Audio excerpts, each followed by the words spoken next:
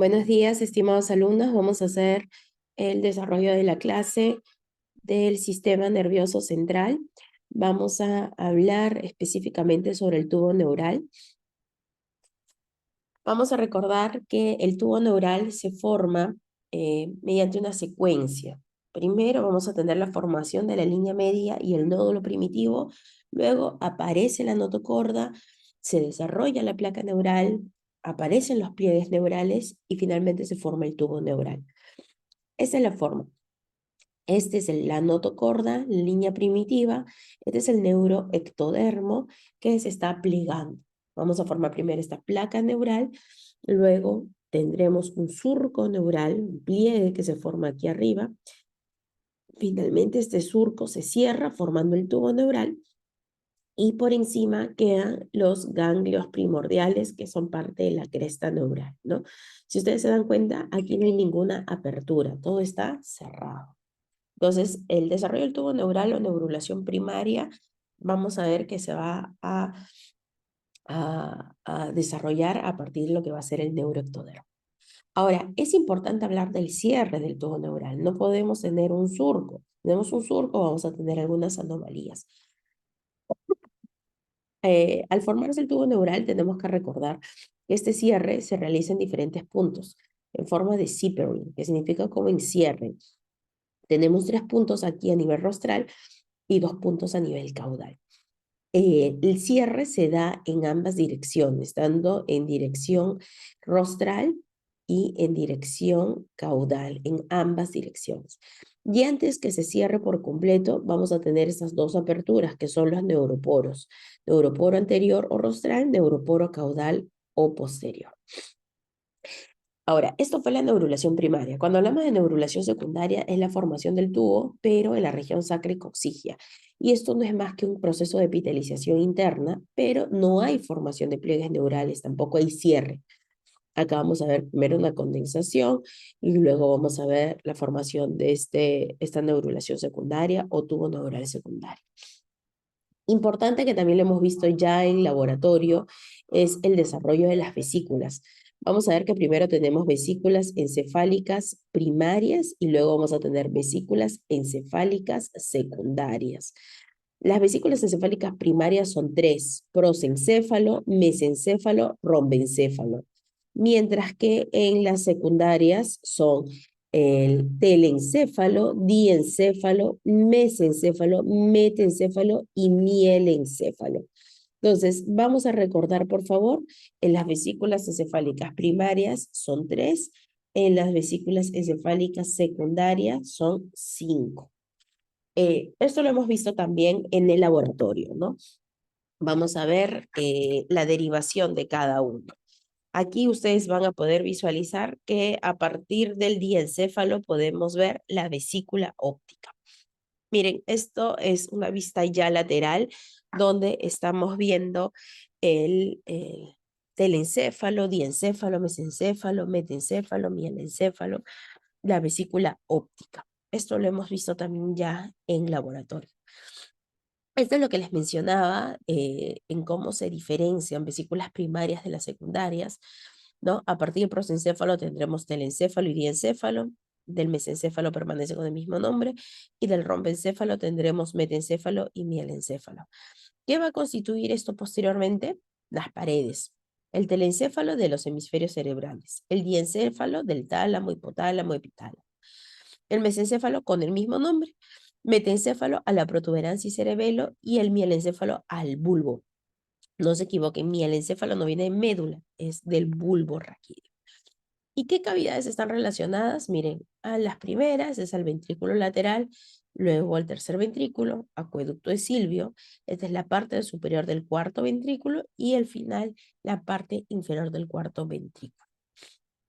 Ya voy a poner del cuarto ventrículo para que no se olvide. Cuarto ventrículo. Esta es la diferenciación y esto se va a dar en semanas. Semana 3, formación del tubo neural. Semana 4, prosencéfalo. Este es final de la tercera semana, ojo. Semana 5, la formación de las vesículas encefálicas secundarias. Semana 6, la diferenciación a lo que ya hemos hablado, a lo que sería el cerebro definitivo, ¿no? Ahora, la diferenciación celular se da a partir de las células neuroectodérmicas, ¿no? Vamos a ver que hay una capa mitótica de células, que es la capa germinal, ¿no? Eso lo estamos viendo aquí a nivel de la médula. Hay células que van a experimentar la diferenciación para formar la capa del manto, y los que se ubican en la superficie externa le llamarán capa marginal. Entonces, miren que vamos a tener capa germinal, capa del manto, que vendría a ser la gris, y la marginal, que vendría a ser la sustancia blanca. Entonces, esto es embrionario y definitivo, ¿no? Todo este es la zona germinal, este es el epéndimo, ¿no? Esta es la zona germinal, la que está en rayitas. Acá vamos a ver la del manto, que es la sustancia gris, y la marginal, la blanca. Vamos a ver aquí, entonces en la médula vamos a tener dos astas, una anterior, otra posterior. Vamos a tener nuevamente, recordar, ¿no? Las capas germinal, del manto y marginal. Y también vamos a recordar que en la médula vamos a ver una posición que varía, ¿no? Dependiendo si nos encontramos en tercer mes, final de quinto mes o en el recién nacido, ¿no? En donde termina la terminación. Entonces, vamos a ver que aquí, en el tercer mes de vida intrauterina, es a nivel de la primera sacra, hasta el sexto mes. Luego vamos a ver aquí, finalmente, eh, vamos a ver acá, en este punto, en el adulto, a nivel de la eh, el lumbar 1, ¿no? Entonces, es importante recordar eh, que la posición de la médula va a variar dependiendo de la edad en que nos encontremos. Vamos a ver también los desarrollos de los ganglios espinales. Yo les había dicho, cuando cerramos el tubo neural, acá por encima teníamos a los ganglios, ¿no? Que derivaban de la cresta neural. Y es por eso que vamos a ver que estos ganglios son importantes, ¿no? Esta contribución de la cresta va a ser importante porque desarrolla las neuronas eferentes viscerales, ¿no? Eso ustedes ya lo saben también, seguro ya lo han estudiado en anatomía. ¿Cuáles son los derivados de la cresta neural? No solo los ganglios, sino también la médula, red suprarrenal, las células de Schwann, células gliales, la pía madre, la aracnoides, que son las leptomeninges, los melanocitos, etc. Ahora, vamos a regresar un poco a lo que eran las vesículas encefálicas secundarias. Habíamos hablado que de romboencéfalo derivaba el mielencéfalo y el metencéfalo. Entonces, el mielencéfalo en la que formará la médula oblonga o bulborraquídeo, de ahí su nombre, ¿no? El metencéfalo, vamos a ver que está en relación a la parte superior del cuarto ventrículo y tiene una placa basal y una placa alar. Aquí vamos a estar en íntima relación con la formación del cerebelo, la protuberancia o puente, ¿no? Ustedes se acuerdan en la imagen de laboratorio que hemos visto, el metencéfalo está relacionado a lo que va a ser la protuberancia y también al desarrollo del cerebelo. El cerebelo, vamos a ver importante aquí, las células de Purkinje, que también tiene su zona de médula y zona de corteza cerebelar. El mesencéfalo o cerebro medio, que tiene el mismo nombre de la vesícula primaria, tiene dos núcleos motores. En la parte basal y en la parte alar tiene colículos anteriores y posteriores. Importante porque el anterior se relaciona a lo que es la parte visual y el posterior a la área auditiva. El diencéfalo está en relación a la formación del plexo coroideo, ¿no? Y en la parte caudal al epífisis o la glándula pineal. Tiene dos placas alares en relación al desarrollo del tálamo y el hipotálamo, que cumplen funciones de segundo viscerales. Y también, bueno, acá se ha mencionado, pero ya lo habíamos visto en relación a la vesícula óptica. El telencéfalo, habíamos hablado que derivaba, así como el diencéfalo, eh, habíamos visto que son vesículas encefálicas secundarias y está en relación al desarrollo de los hemisferios cerebrales. También vamos a ver los ventrículos laterales, ¿no? Miren, este es el ventrículo lateral. Esta es una vista lateral del encéfalo. Acá está. ¿Cuál es entonces la regulación molecular para que se desarrolle este sistema nervioso? Porque en realidad tenemos que darnos cuenta que este desarrollo del sistema nervioso no se da porque sí, se da por una regulación molecular. Y es que acá la notocorda, vamos a ver, que va a dar señalizaciones de noguina, cordina y folistatina a unas proteínas que se expresan normalmente en el ectodermo. Entonces, este BMP4, que es la proteína morfogenética del hueso 4, va a ser inhibido por la noguina, la cordina y la folistatina, ¿no? Y eso va a permitir que se dé este plegamiento, ¿no? Ahora, la formación en un patrón cráneo-caudal, así como en un patrón dorso-ventral, se da también a nivel molecular, ¿no? Ahí vamos a ver vías moleculares, ¿no? Aquí el ácido retinoico juega un rol muy importante a través de los genes HOX, WNT8 y OTX2 para la caracterización del prosencéfalo y mesencéfalo, que son las dos vesículas encefálicas primarias del WNT8 y GBX2 a lo que va a ser el rombencéfalo y médula espinal, que son rombencéfalo, vesícula primaria más posterior o distal, y la médula, ¿no? La cresta anterior por FGF8 y Sony Hedgehog, que van a establecer la formación del telencéfalo, ¿no? Y el FOXG1 para el desarrollo de los hemisferios cerebrales. Entonces, cualquier falla a nivel molecular en estas vías van a permitir que se desarrollen alteraciones a nivel de la formación cerebral, ¿no? Así como hay un patrón cráneo-caudal, también hay dorso-ventral. Entonces, esto también, digamos, regulado específicamente por PAX, PAX3, PAX7, Sony Hedgehog, que es importantísimo, que se llaman genes del desarrollo. Entonces, miren, igual hay vías que señalan desde la placa del techo, que es donde están principalmente Wingles y WNT, y BMP, que es la proteína morfogenética del hueso, y placa del suelo Sony Hedgehog. Esta imagen les va a ayudar muchísimo para que puedan ustedes recordar cómo se da eh, esta señalización a nivel molecular. BMP4 lo que hace es inducir una cascada de proteínas TGF, y lo que va a hacer BMP5, BMP7, activina, dorsalina, todo es establecer una gradiente, haciendo que haya una gradiente mayor en la zona dorsal y disminución de Sony Hedgehog, ¿no? Mientras que en la zona ventral vamos a ver que esto es menor este gradiente y mayor Sony Hedgehog. Ahora, recordando esto, vamos a hablar sobre los defectos del tubo neural, porque son frecuentes, ¿no? Estamos hablando que pueden llegar a 10 en 1000, y esto se da por una falla en el cierre de la región craneal, ¿no? Esto puede llegar a ser una exencefalia, donde progresa una anencefalia, o en la región espinal, que donde hay variedad de defectos del tubo neural. Entonces, hay un espectro muy amplio de defectos del tubo neural cerrado, y sobre todo defectos de la neurulación secundaria.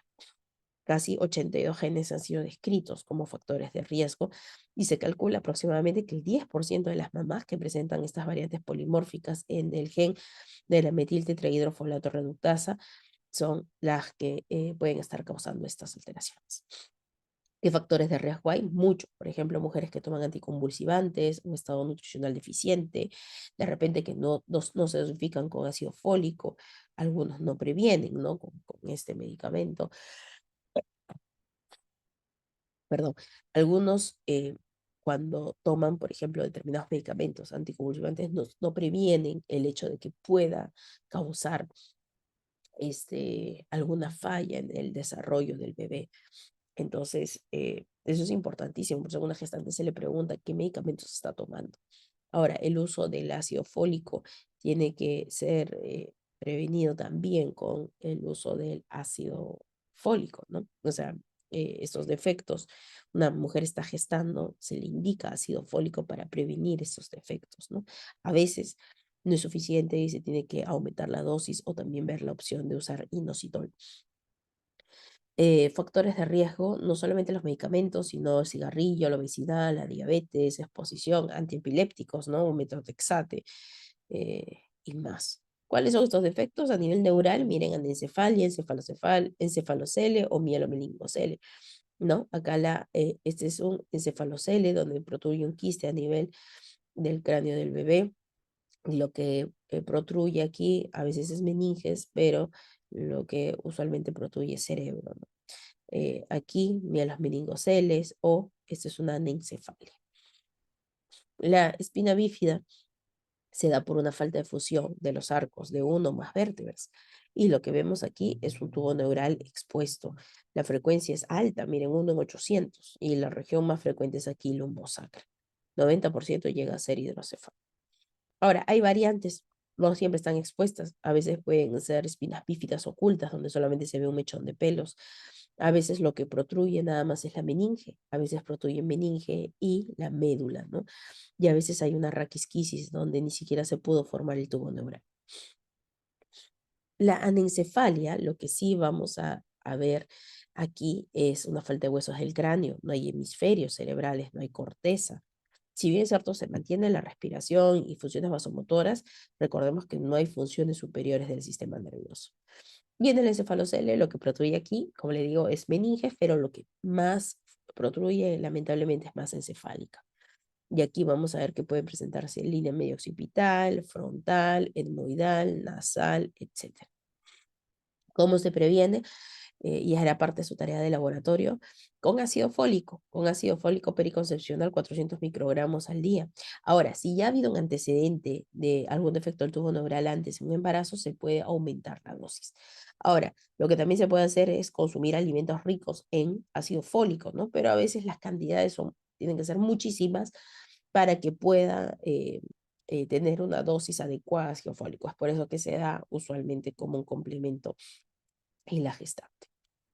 Recordemos también aquí con la formación del cráneo que vamos a tener un neurocráneo y un viscerocráneo. Neurocráneo es básicamente el cráneo relacionado a la base del cráneo y a la bóveda, mientras que el víscero es de los huesos de la cara.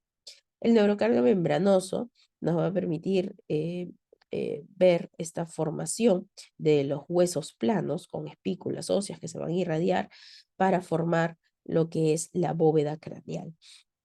Acá vamos a ver que las células derivadas de este neurocráneo son las de la cresta neural y del mesodermo paraxial. Entonces acá lo vemos, lo azul es de la cresta, mesodermo paraxial es lo rojo. Estos son huesos planos, miren las espículas óseas en la semana 12 para la formación del cráneo. Y recordar que entre los huesos del cráneo tenemos suturas y la unión de dos huesos o más va a dar una fontanela. Y es importante porque esto nos va a permitir superposición de los huesos durante el parto, el amoldamiento. Entonces acá vamos a ver, miren, la fontanela anterior, estamos viendo acá la fontanela posterior, por acá vemos la fontanela mastoidea o posterolateral, aquí la esfenoidal o anterolateral. Ahora, el condrocráneo, habíamos hablado, que va a tener un origen de cresta neural, de mesodermo paraxial, y al fusionarse va a desarrollar la base del cráneo. Entonces ya habíamos hablado el membranoso que da la bóveda, ahora vamos a hablar del condrocráneo que da la base del cráneo. Y aquí básicamente se da por condensaciones mesenquimatosas, ¿no? Vamos a ver que la ala orbitaria va a dar la ala menor del esfenoides, la temporal la ala mayor.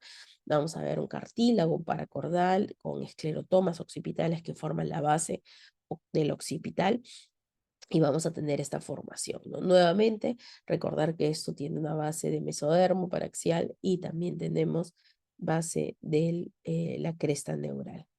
Aquí vamos a hasta. Miren, lo azul o celeste es la cresta neural, mesodermo paraxial o rojo. Ahora, el viscerocráneo, que son es el área que nos va a determinar los huesos de la cara, va a estar relacionado a la formación de los dos primeros arcofaringios. Proceso maxilar y proceso mandibular, ¿no? El proceso maxilar va a dar lo que obviamente es maxilar superior, cigomático y la escama temporal, y el mandibular a la maxilar inferior. Entonces, todos estos son los huesos de la cara, viscerocráneo, cara. Vamos a ver que una alteración, y perdón, esto lo vamos a ver ahorita con detalle ya cuando veamos la segunda parte de esta clase. La craniosinostosis es el cierre prematuro de las suturas. Yo les había dicho que vamos a encontrar suturas entre hueso y hueso del cráneo, pero cuando se cierran prematuramente podemos tener anomalías, acrocefalia, turricefalia, esquefalocefalia, dolicocefalia, etc. Dependiendo de qué, en dónde se cierre. Si el cierre prematuro se da a nivel coronal, tendremos acrocefalia o turricefalia. Por ejemplo, acá, si tenemos un cierre prematuro de la sagital, vamos a tener, ¿no? De la sagital, esta primera era la coronal, vamos a tener escafocefalia o dolicocefalia. Por ejemplo, miren, aquí esta sutura está cerrada. Acá todavía estamos viendo un espacio, ¿no? Pero esto está cerrado. Y eso que está haciendo que el cráneo se vea más alargado hacia atrás. Y cuando se cierra la sutura coronaria landoidea de un lado, plagiocefalia, ¿no? Miren, este es de un solo lado. Y ven cómo el cráneo está como que para este lado aplastado. La diferencia no mantiene la misma forma. Aquí también. Y dando una simetría, ¿no? Braquicefalia también. Cráneo en trébol, donde en realidad vamos a ver otro componente de craneosinostosis ya con una base genética. Muy bien, esta es la primera parte. Vamos con la segunda parte.